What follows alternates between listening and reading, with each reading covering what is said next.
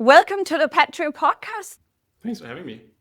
I wanted to invite you on to this session because we recently connected on LinkedIn and I saw your post and comment on Alan Thyssen's, the CEO of DocuSign. He's a fellow Dane, and I saw your post around his leadership style on actively replying to a customer's feedback on LinkedIn. I think perhaps on the same day or so had reached out to him directly as well. Regardless, you also posted about being customer-centric and bringing the customer into the front seat. And I thought it was so relevant and something I also personally are very interested in. So I thought you have to join the Pantrium Podcast. And with that, as you know, I always ask my guests to introduce themselves with a fun fact besides our very fancy great titles that we now carry in our careers. Could you put some words on what's your fun fact? Yeah, absolutely. Always ready for a fun fact. So I'm from a small town in Denmark, population just around 2,000-3,000, and pretty much all of my family lives in that same region that I'm from. But I personally have lived in London, DC, New York, and I currently live in California, in Santa Monica, within the LA region. But you could say that I migrated to the US myself. One really funny thing that I just found out is that my grand-uncle, about 100 years ago, actually migrated to the US in the 1920s, and he sort of long lost, if you will, so no one really knows what happened to him. So I might have some long lost Danish family roaming around over here with me in the USA.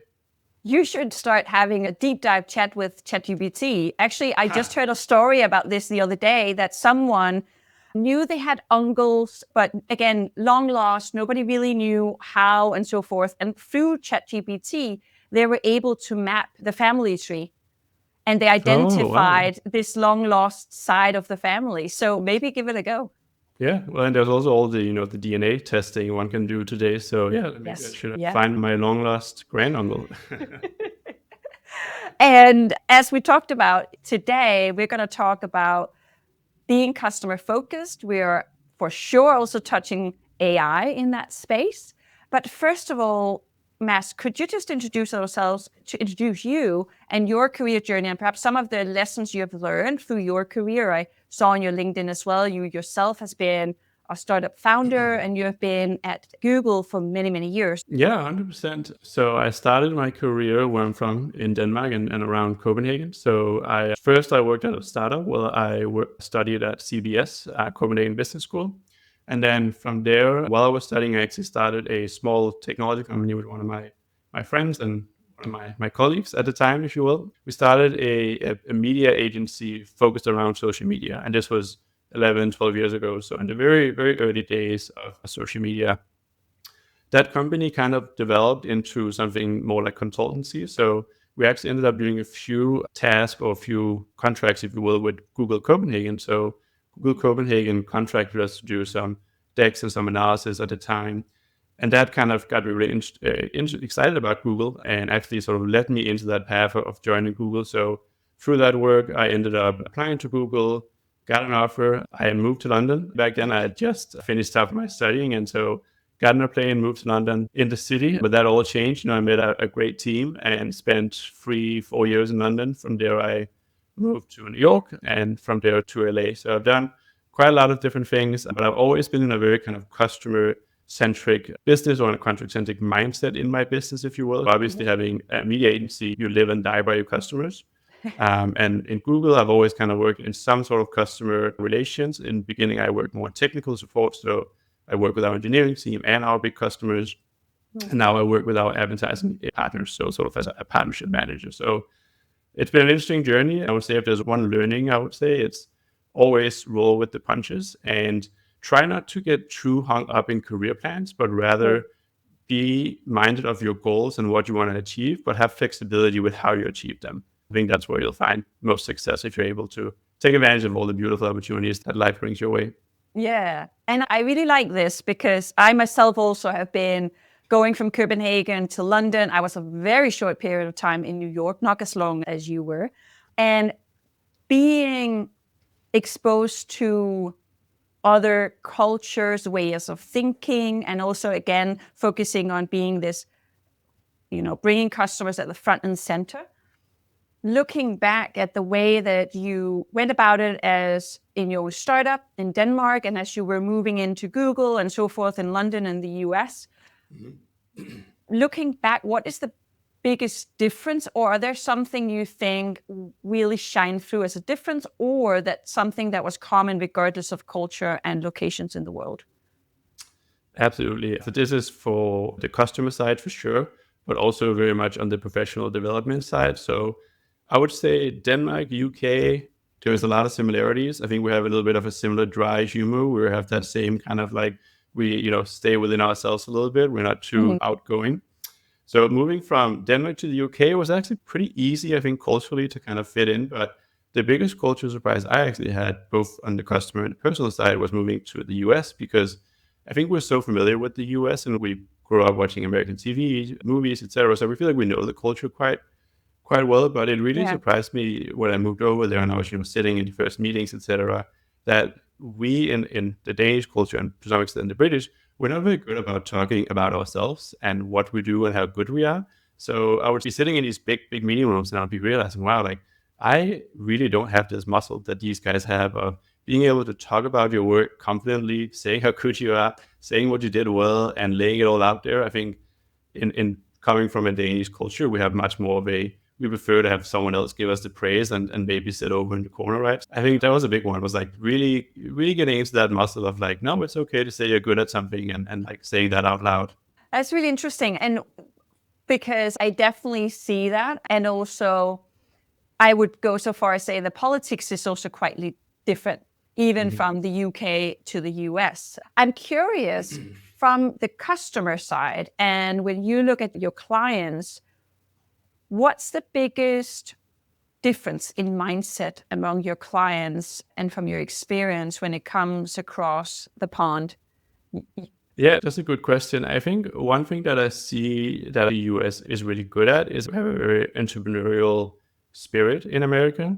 And that really shines through in businesses, individuals, a willingness to dive into new areas. Something like AI, for example, where I think a lot of companies can be a little bit daunting to get started with AI. And a lot of companies tend to think of AI a little bit like light shift, where it's like we don't have to leap in or fully avoid it. So I think in the US, they're better at kind of like getting into that area of exploration and saying, okay, here's a new technology. Let's figure out how we win this technology. And the fact that in an iPhone example right now, there's just a new landscape, right? There's no established playbooks. There's no institutional wisdom to fall back on. So you really need to get out there, grab the opportunities, and really be willing to innovate. So I think that's something the US is really brilliant at. It is, admitting that, hey, there's not a single path forward. There's not one right solution, but we need to get started and we need to get, build some learnings in this space. And I think organizations in the US are really good at that.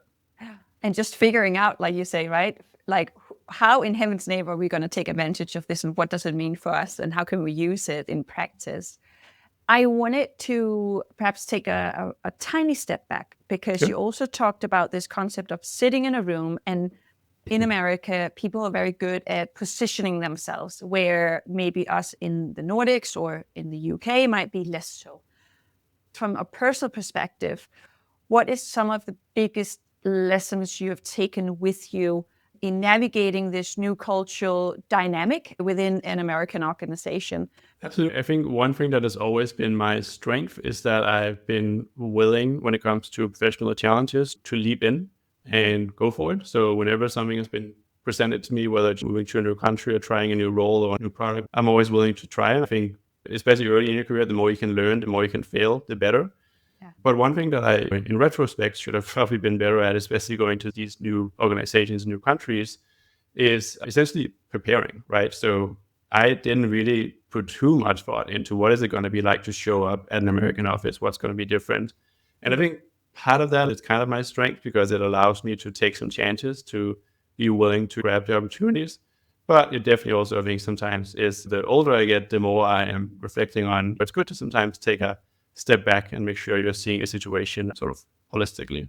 Yeah. No, that makes a lot of sense. I wanted to double click a little bit on the success of and the importance and the weight of positioning customers at the front seat, and your experiences with your clients, and what some of the pitfalls may be. When is this being done really good? And when are organizations and leaders missing out on opportunities because they perhaps forget the importance of a customer? Can you tell me a little bit more about your observations and your experiences in that space? Yeah, absolutely. So I think with any technology, any process, we should put the customer in the forefront, right? And the customer should always be centered around the customer, because we really don't have a business without our customers. So So true. when it comes to, I think for AI, there's so much deployment going on at the moment and in so many different ways. And I think it's really important when it comes to deploying AI and automation in general, that you ensure that you get closer to your customer and not further away from your customer. So I think that's one of the things we've seen in the past, is that this technology kind of ends up being a wall between customer and the business. And ideally, it should do the opposite. It should break walls and it should bring the customers closer to you. That doesn't mean that we can't have things like chatbots and automation, right? It just means that we need to do it right, and we need to figure out where does it make sense to deploy it, and where can a human do a better job in servicing this customer. So yeah, I think it's about going really thoughtful and taking a lot of learnings and continuing to put the customer at the forefront of those learnings. As you said it earlier as well, we're all trying to navigate this space, and especially within AI, and understanding how to utilize this new tool in our toolbox. What's some of the trends and what are the cases you see where customers are doing this really well? Could you share some insights? Yeah, absolutely. So, I think in the beginning, I really want to take this learn and test mindset and getting started rather than getting it right. I think that's really how you win at AI. So one, I mean, there's many, many amazing AI companies out there. So, there's lots of big fun, but I've actually picked up quite a straightforward use case for my example here. So this is a Danish company called Denmark. They basically did a super straightforward AI implementation where they transitioned from a rule-based chatbot to a generative AI chatbot, our chatbot based on generative AI. And they call this chatbot Top GPT. And I thought this was such a brilliant, elegant, simple example of how to introduce AI, where you basically know that you're fairly confident that the customer experience will get better by doing this implementation. You're not pushing the customer further away from you. You're sort of keeping them at the same place, if you will. And it's just a really straightforward use case that I think a lot of organizations can learn from. It really kind of underlines to me how it's not about reinventing the wheel. It's not about, you don't have to develop AI. I think that's another important thing to remember for customers here, is that if you're not the Googles and the Microsofts of the world, your job really isn't to develop AI, if you will, because you can think about it as an equation, right? And there's two sides to this equation when it comes to AI. There is the core AI model. So that's what the Googles and the Microsofts of the world are developing. And then for most companies, it's really the other side of the equation that's interesting and where there's the most strategic ground. And that is the UI and the customer interaction. So that's actually where we have the most sort of room to play, if you will.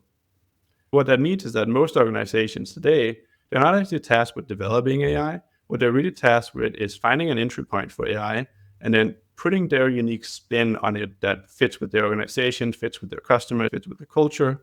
I think that's a good way for organizations to think about this, so it doesn't become too daunting, because I can understand if you're sitting as, especially a small organization or a small company, you might think, well, we certainly can't develop AI.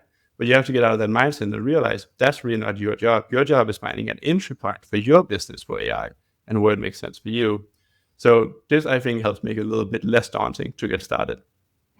I think that's really interesting, because I had a recent conversation. It was this concept of rather or not, are we competitive enough in this landscape towards especially like the likes of the US and China when it comes to AI? And this person, it irritates me. I don't remember who it was, but this person said, we're not going to win in the infrastructure layer, because as you said, the Googles and the Microsoft, they have won that space. But what we can win is the application layer, to your point there, the UI, the user experience, the customer facing, like what Top Denmark have done. And I think that's super interesting. I wanted to ask you, because now you're talking about a chatbot specifically. And if I may be so bold, a chatbot is not necessarily new, but what's new about it, and why is that an innovative approach? Because we've seen chatbots for a very long time, but what's new about it? So, will you allow me to go on a little bit of a rant here Go of for why it. this is new? So, I think I said it very briefly with Top Denmark, right? So, they went from a rule-based to a generative AI model. And again, I understand why that can sound pretty basic. It's just a new chatbot, essentially, right? So, a good way to understand this is it's going to be a lengthy example, but I play chess. And in the world of chess, it's kind of been the case since the 90s that a computer can beat a human. So, we essentially have sort of admitted in chess that the computer is better than the human at chess. Yeah. And actually, Magnus Carlsen, who's a famous chess player, he recently pointed out how he wouldn't be able to beat his own iPhone when it comes to chess. The reason why computers are so good at beating humans in chess is because chess has, millions and millions of different combinations, but it has enough combinations that a computer is able to compute every single combination. So that's similar to how a chatbot works with a rule-based chatbot. So a rule-based chatbot essentially knows these words, these sentences, whatever it might be, prompts this response. And that's similar to how a chess bot will work essentially. So it just knows all the combination and it knows if you play this move, I'm going to play this move because that's the best move. However, there's another board game called Go, and Go is similar to chess, but it's much, much more complex. I think it's the sentence in something in the lines of like, there's more combinations in Go than there are atoms in the universe. More sort of combinations than we can really fathom. So in 2016, DeepMind, Google's AI research arm, developed a program called AlphaGo. That was essentially a program that could play Go players or real-life Go players. So they went out and played the best Go player in the world, Lee Sedol in South Korea. And they played 5 games. This is, again, back in 2016. And pretty much everyone thought more or less that the human was going to win. This was simply too complex for a computer to be able to compete in the space. However, they played the games, and actually 4 out of 5 games were won by AlphaGo. So that's kind of interesting, because it also means that Lee Sedol actually did win 1 game. So it's not just like it's fully over, right? So we're still kind of in this kind of like complex progress where we're still trying to figure out, what's best, the human or the computer at the game of Go.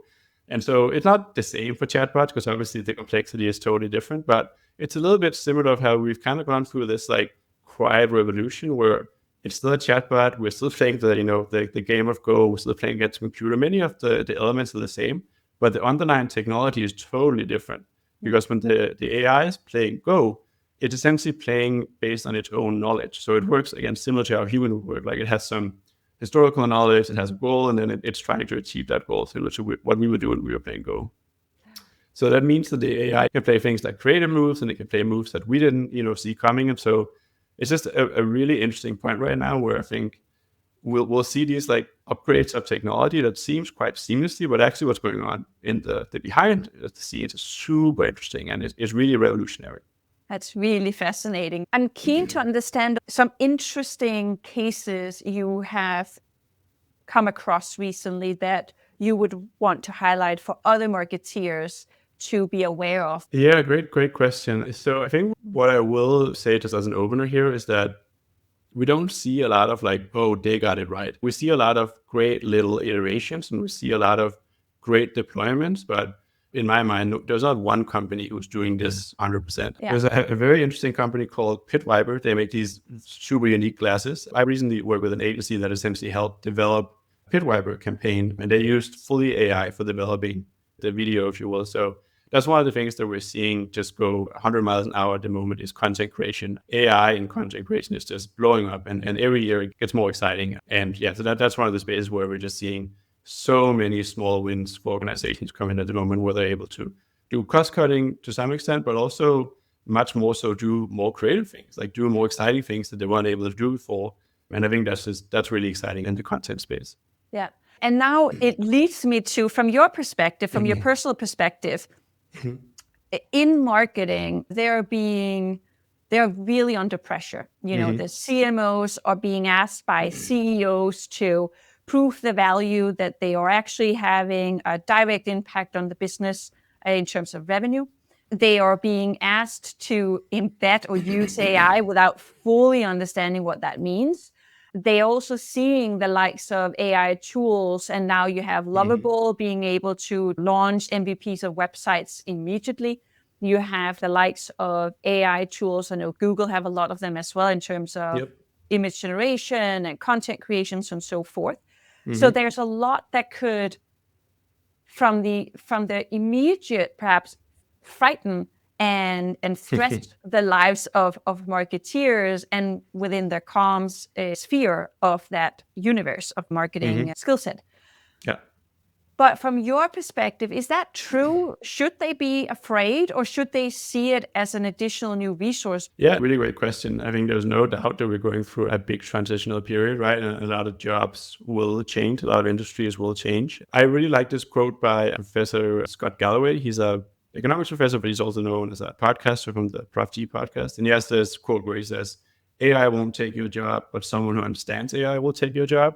Yeah. And I really like that framing because I think everything you're saying is so valid. And I think we do have to wrestle with lots of transitions and changes in jobs and organizations. But it's also really important to remember that AI is a tool, and AI is a tool that we should master. And we're, if not fully in control, we are certainly to some extent in control of the changes that this technology will bring, especially as an individual, right? So I think my advice to everyone these days is just lean in, learn these tools. I think what's really cool, honestly, is everyone has kind of the same, it's a level playing field, right? You don't have people coming in from uni with PhDs in AI, and you don't have people with tons and tons of experience in AI. We're all kind of like learning it as we're doing. So I would just say, take advantage, try to get on top, and try to lean into AI, because I personally don't think this is a technology that's, going anywhere. I don't think this is going to be another metaverse or something like that. So I think just get started, get good at it. There's so much free content and educational content around AI. So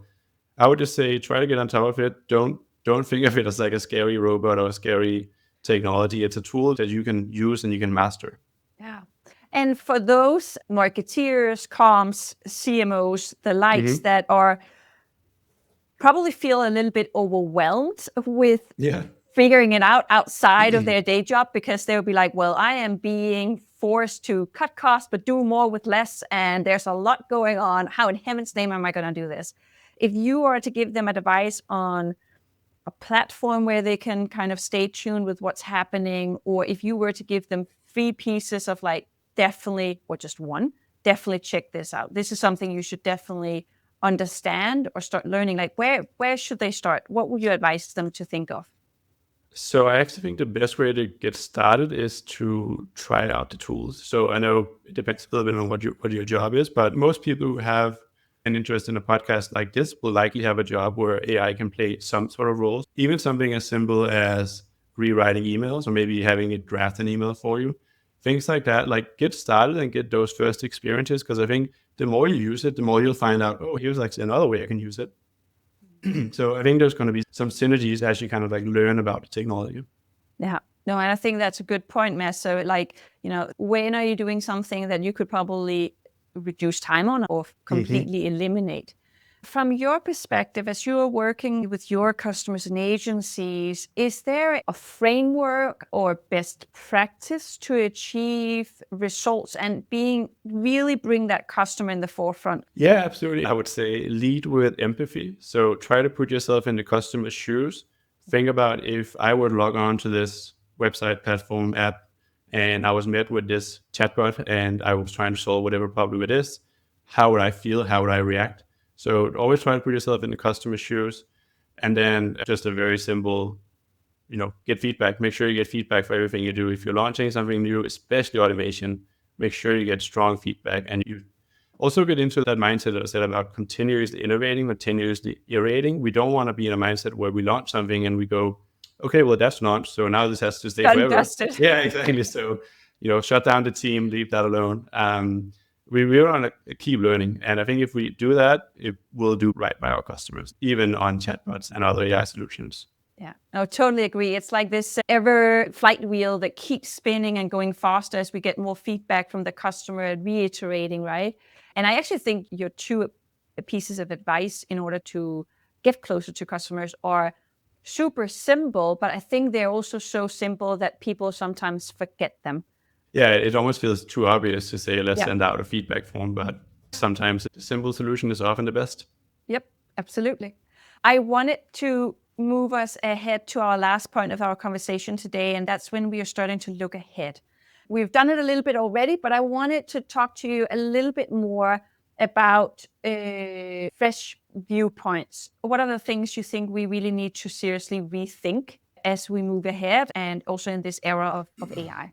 Yeah, that's a great question. I mean, I don't want to repeat myself too much, but I continue to fall back on the same things to some extent. As we're looking ahead, I really think we need to put empathy and we need to put the customers in the forefront. And I think we need to do a better job, and this is to some extent the Googles of the world, but really all of us who work with AI do a better job of demystifying it. I think AI has a lot of rumors around it and a lot of mystery, but I actually think it's, for the most part, I worked with machine learning / AI directly over the last 10 years.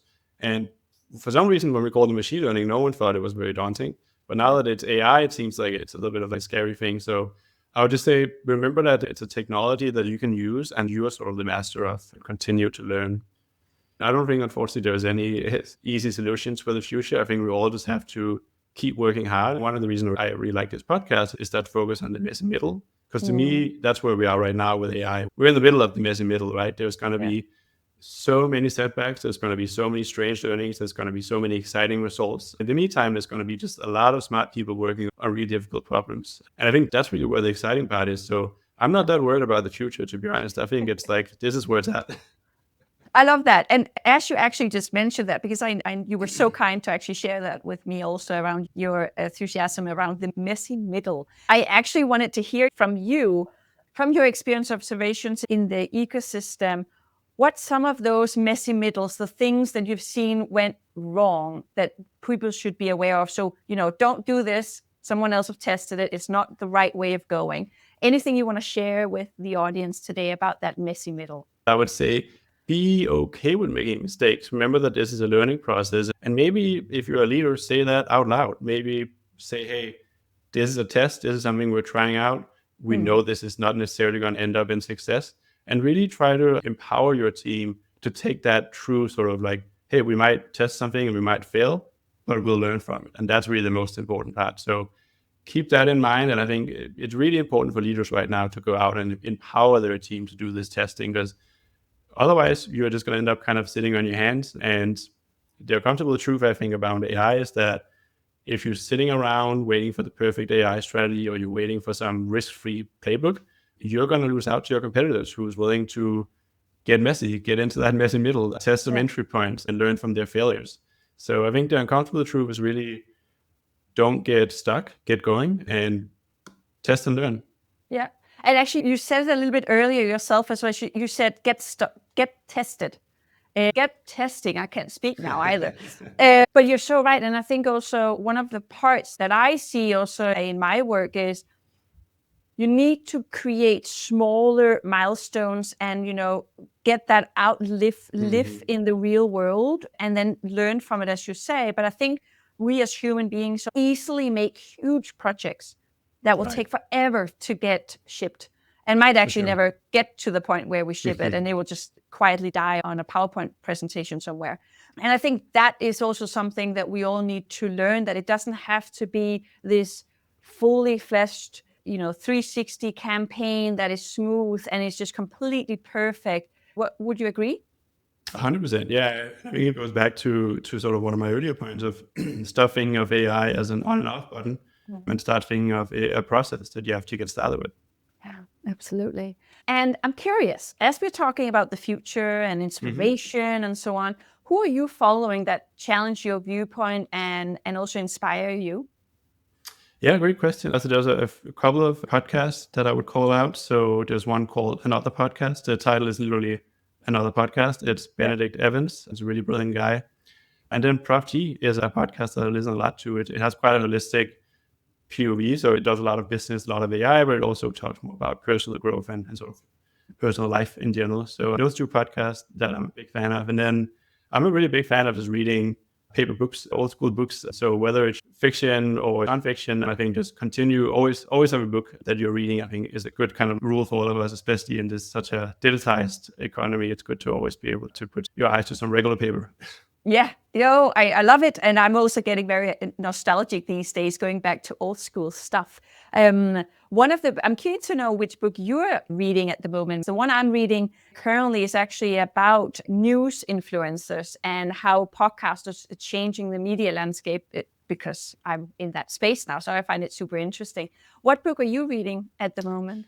So I actually just am looking for my next book because I just finished Tim Marshall, The Power of Geography, as I mentioned in the beginning. I'm reading a fiction book about Rome at the moment, but I don't think that's something I would necessarily call out as like a big book I'm reading. So yeah, I'm kind of looking for my next read, so I'm all ears. Cool. I'll definitely am with you, and maybe we could do that on LinkedIn as well for everyone else to get inspired. Last but not least, what do you think will define the next few years in your sector? I think the next few years we're going to move faster than ever, and I think we've said that every single year. So I think to some extent it's going to be more of the same, but I think we're just in an industry, in the tech industry, where it seems to never be slowing down. And I personally think that that's awesome. I think it's super exciting, and I can't wait to see where we'll be in 2 years, let alone 5, 10 years. So no slowing down, I think, if I had to take a guess on the next couple of years, only speed up. Definitely. And closing remark, just before I let you go, Mads, this has been a brilliant conversation. I'm really enjoying it, but we must come to an end, unfortunately, like any good thing. Who has been a leader that have made a lasting impression on you, and how are you taking that with you in your career?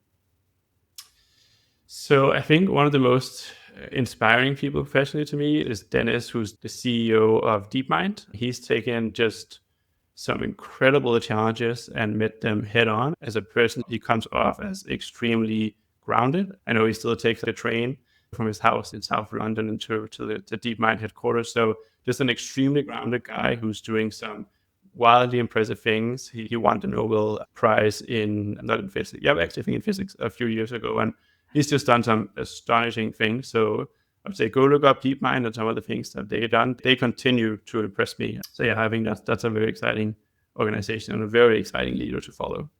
Brilliant. Mads, thank you so much for joining the Pantrium Podcast. It has been a pleasure. Thanks for having me. It's been a brilliant conversation. Thank you so much for all the amazing questions. Appreciate it. Thank you so much for spending your time with us. I hope you enjoyed the show. If you have feedback, topic ideas, or guest recommendations, we are all ears. Pantrium is growing thanks to our community of listeners. So if something resonated with you, we would love for you to share your favorite takeaways. And just a quick note. The views shared by our guests are entirely their own and don't necessarily reflect the companies they work for. That's it for now. Thanks again for tuning in. Until next time.